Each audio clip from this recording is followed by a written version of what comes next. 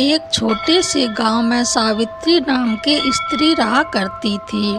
उसका पति बीमार पड़ा था और घर की हालत इतनी खराब थी कि दो वक्त की रोटी भी बड़ी मुश्किल से मिलती थी। कपड़े पुराने थे, घर मिट्टी का और बच्चे भूख से अक्सर रोया करते थे। गांव वाले अक्सर कहते, सावित्री तुम्हारा भाग्य ही फूटा हुआ है, यहाँ मेहनत करके भी कुछ नहीं मिलता।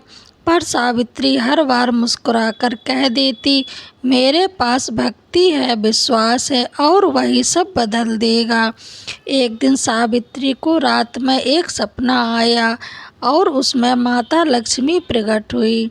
माता लक्ष्मी बोली, बेटी, धन दौलत पाने का उपाय सोने चांदी से नहीं बल्कि श्रद्धा और सेवा में छुपा है।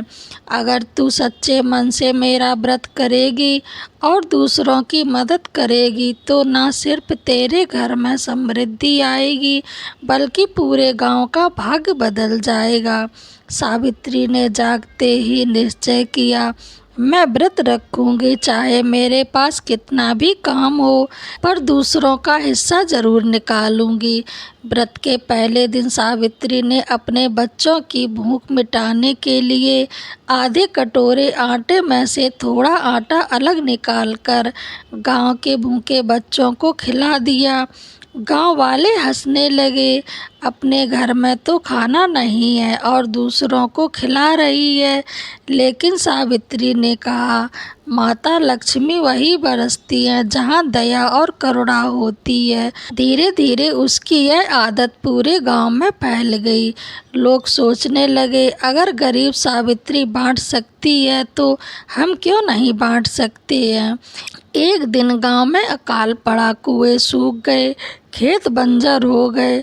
सब परेशान थे, लेकिन आश्चर्य की बात यह थी कि सावित्री के घर का छोटा सा आटा का घड़ा कभी खाली नहीं हुआ। जब भी कोई भूखा आता उसे भरपेट भोजन मिल जाता था। लोगों ने यह चमत्कार देखा और समझ गए कि सावित्री के व्रत और उसकी श्रद्धा से ही यह सब संभव है।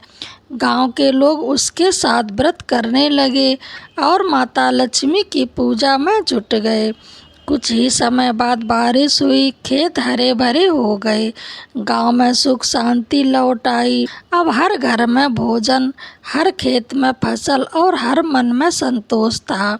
गांव वाले बोले, यह सब सावित्री के व्रत और माता लक्ष्मी की कृपा से हुआ है।